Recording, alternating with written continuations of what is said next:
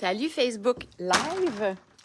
J'ai décidé que je ressortais ce soir pour faire mon live dehors parce que j'en profite parce que c'est la dernière soirée. Demain, je retourne sur Montréal.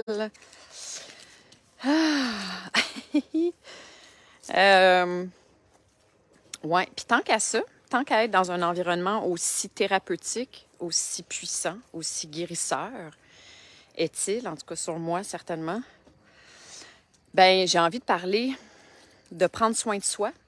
Là, vous me direz, mais t'en parles pas tous les jours de ça? D'une certaine façon, oui. Mais là, j'ai envie de mettre la lumière sur une petite chose, une grosse chose, mais un sujet en particulier. Un petit peu de lac. Est-ce que vous voulez voir le lac? Les couleurs sont différentes. En fait, c'est que c'est camouflé. On va dire, on ne voit pas vraiment le coucher de soleil. Ouais, c'est ça.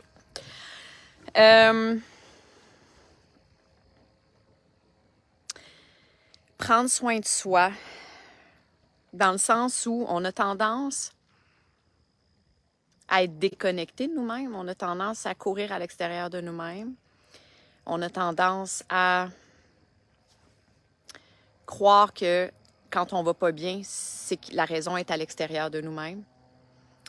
La source de notre mal-être vient de l'extérieur de nous-mêmes. On a tendance à penser que pour nous réparer, pour qu'on se sente mieux, il faut qu'on aille chercher la solution à l'extérieur de nous-mêmes, encore.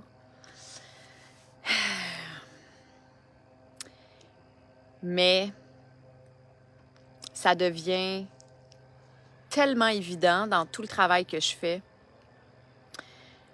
à quel point tout part de l'intérieur de nous.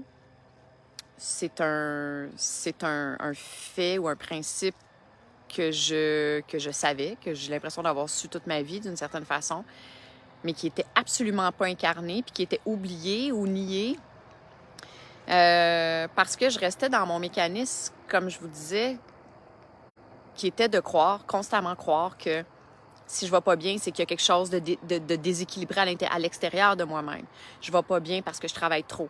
Je ne vais pas bien parce que lui, elle, nanana, sont pas fins avec moi ou ils me donnent pas ce dont j'ai besoin, ou genre de truc. Il se passe telle et telle chose dans ma vie, tu sais. Fait qu'on on est tous conditionnés à ça. Fait que c'est toute pour tout le monde, c'est notre mode c'est notre mode par défaut. Notre attention, elle se tourne constamment vers l'extérieur. Puis si on n'interrompt pas ce mécanisme par défaut-là, on va embarquer dedans. Puis on va continuer de croire que c'est ça. Que c'est toujours de la faute de que les choses sont toujours à l'extérieur de nous. Puis plus on s'envenime là-dedans, plus on va loin dans ce processus-là, plus ça devient gros, puis plus on participe inconsciemment à alimenter le problème de fond qui vient de l'intérieur de nous. Quand ça va pas, là, c'est qu'on a un manque, on a un besoin qui est non répondu. Puis quand on est un adulte, puis qu'on se retrouve dans une situation comme ça, et que ce genre de situation-là peut s'étirer ou se répéter, puis revenir constamment, le même genre d'émotion qu'on va aller régler avec une relation, avec une chose, avec un échappatoire, avec tout ça, plus ça va prendre de l'ampleur à l'intérieur de nous, puis plus on va avoir de la difficulté, on va perdre notre résilience, on va perdre notre capacité à voir clair, à comprendre vraiment ce qui se passe. Mais de façon générale, à l'âge adulte, c'est notre enfant intérieur qui a des besoins non répondus. Puis,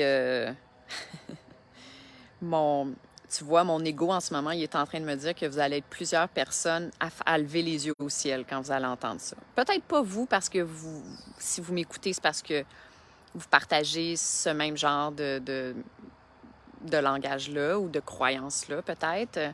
Peut-être que vous avez déjà fait beaucoup de travail sur vous-même et donc vous êtes conscient de ça.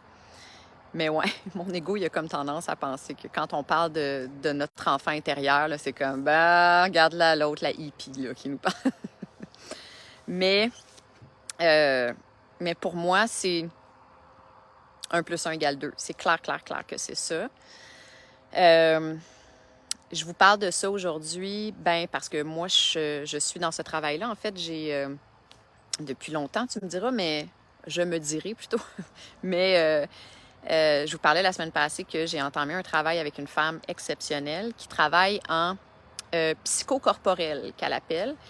Il y a plusieurs façons, il y a plusieurs appellations dans ce type d'approche-là, qui est comme je vous expliquais la semaine passée, c'est comme la psychologie, mais qui utilise le corps pour aller déloger des émotions, pour aller reprogrammer des émotions ou pour reparenter ton enfant. En anglais, on appelle ça reparenting.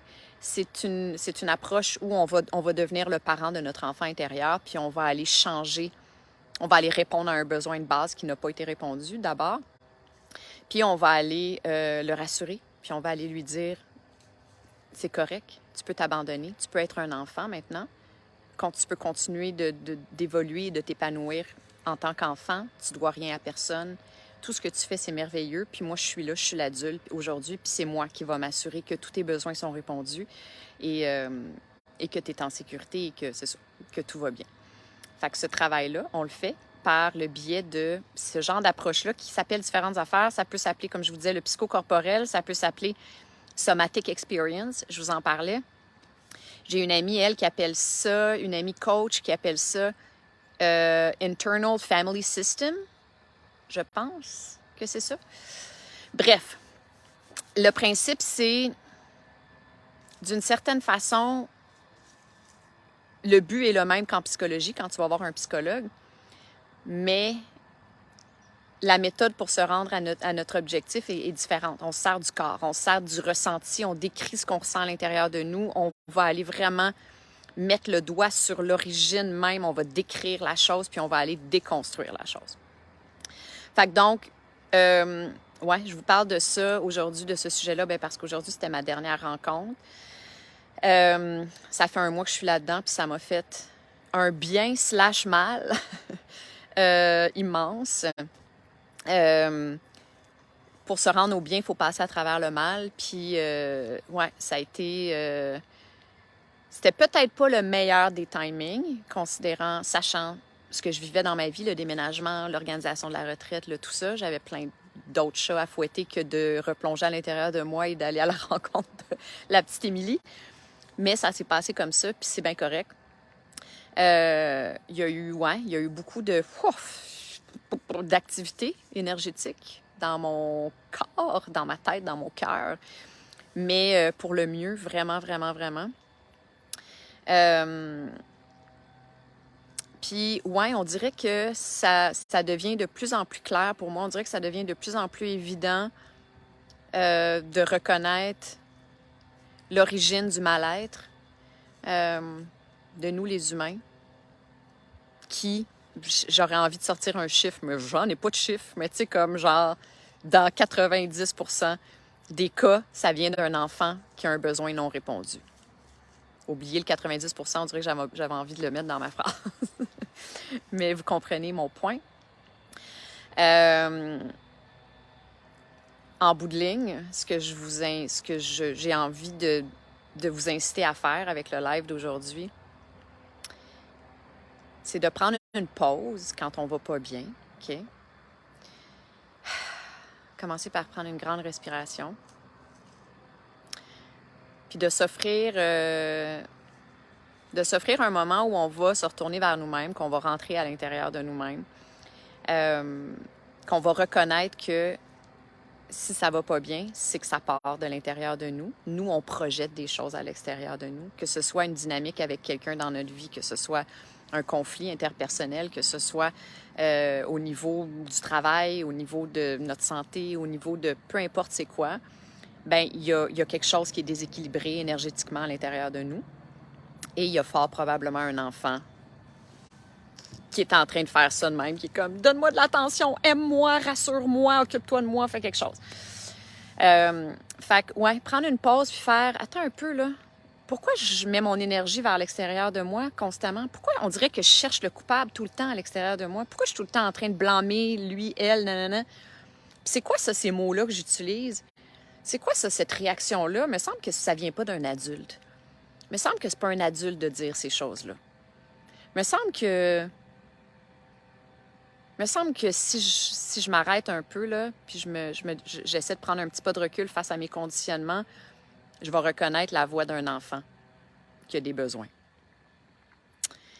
Puis, c'est à nous, à l'âge adulte, de faire ce travail-là. Si on veut bien aller, évidemment, si on veut s'alléger, puis retrouver une certaine paix intérieure à l'intérieur de nous. Intérieure à l'intérieur de nous. Une certaine sécurité émotionnelle. Parce que, je ne sais pas pour vous, mais moi, dans ces situations-là, dans mon passé, je me rappelle de pas m'être sentie en sécurité émotionnellement dans ma vie, dans mon entourage. Mais en fait, c'était à l'intérieur de moi que je n'étais pas en sécurité parce que je ne m'occupais pas de moi. Je ne m'occupais pas de ces besoins-là, de cet enfant-là. Fait que je projetais à l'extérieur de moi que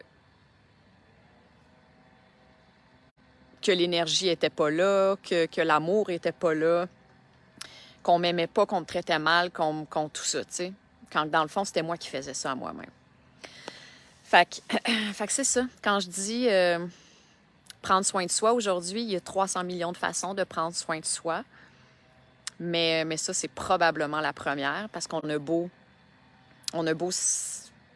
avoir la résolution de commencer à s'entraîner, de s'inscrire au gym, de se mettre à manger une abondance de légumes, de méditer à tous les jours, peu importe, d'apprendre une nouvelle langue, de se mettre à danser, de même se programmer sur, pas se programmer, mais travailler sur notre mindset ou sur notre, tu sais, bon.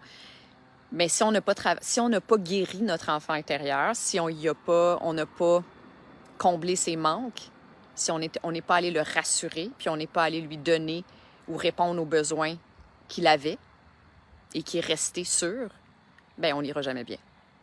Je reformule ma phrase immédiatement parce que ça faisait dur mon affaire. Je répète. L'enfant qu'on transporte à l'intérieur de nous, puis oui, on en a tout un enfant. Et je vous souhaite qu'il soit comblé. Je vous souhaite qu'il soit un enfant, qu'il soit resté un enfant équilibré. Mais malheureusement, on est une méchante grosse gang à traîner un enfant malheureux, insatisfait, insécure, un enfant qui a dû devenir adulte peut-être un petit peu trop vite, un enfant sur qui on a mis des responsabilités qu'il ne devait pas avoir. Mes amis les poules s'en viennent, sont drôles. Fait que donc, peu importe l'âge, il y a tout un âge aussi, notre enfant intérieur. Dans mon cas, il y a 8 ans.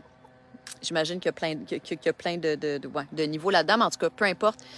Il reste qu'il est resté à un certain âge, avec une certaine énergie dans son environnement, dans ses interactions, dans ses dynamiques avec ses parents, frères, sœurs, peu importe.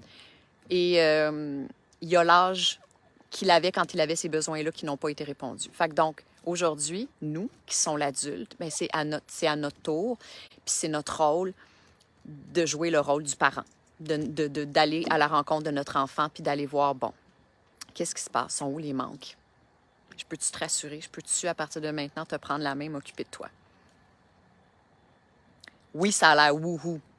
Émilie, 6-7 ans, elle a relevé les yeux au ciel, elle a fait « Ah, l'enfant intérieur! » Mais il est là. Puis, moi, il y avait des gros manques. Alors voilà, c'est ça. J'ai travaillé là-dessus. Si jamais vous avez envie d'avoir plus de renseignements concernant cette approche-là, le somatic experience ou psychocorporel ou je ne sais pas trop comment on peut l'appeler, il y a plein d'autres façons de l'appeler, n'hésitez pas à me contacter. Ça va me faire plaisir de vous donner mes références. Mais en bout de ligne, peu importe que vous ayez cherché de l'aide à l'extérieur pour vous aider à faire ce travail-là ou pas, je vous incite vraiment à prendre une pause quand ça va pas bien, là. Juste comme vous recentrez l'espace de 2 secondes. Là, puis là, vous pouvez prendre le temps de dire à votre ego, on se remettra à blâmer l'extérieur dans 3 secondes. Donne-moi juste 1 seconde là, pour faire ça de même. Là. Prendre une grande respiration, me recentrer. Là. Puis peut-être même te poser la question, est-ce que ça vient vraiment de l'extérieur? C'est-tu vraiment la faute de nanani, nanana, nanana? Ou est-ce que le pouvoir de ma paix, de la paix après laquelle je cherche, elle serait pas à l'intérieur de moi? Puis moi, j'ai envie de te dire 100%. 100% que c'est à l'intérieur de toi. Fait que, on se ramène, on revient ici, on prend une grande respiration. Puis peut-être même que vous pouvez, dans ce travail-là, une des choses que la femme avec qui je viens de travailler dans le dernier mois a fait, que j'ai vraiment beaucoup aimé, ça a été de venir envoyer de l'énergie sur les glandes surrénales qui sont dans le bas du dos, parce que c'est là qu'est envoyée toute notre énergie, notre stress, nos déséquilibres émotionnels. Là. Ils vont aller se loger dans les glandes surrénales, puis ils deviennent extrêmement sollicités, puis c'est ça. Fait qu'on peut, avec le toucher, aller les calmer, aller comme, ouais, les calmer, les ramener en état d'équilibre et d'harmonie. Fait que comment qu'on fait ça? Ben, avec nos mains ou bien un sac magique, vous pouvez mettre un petit peu de chaleur peut-être dans le bas du dos, ça peut aider. C'est tout. Allô mon ami? Fait que voilà, c'est tout ce que je voulais vous dire aujourd'hui. Prenons soin de nous à l'intérieur de nous.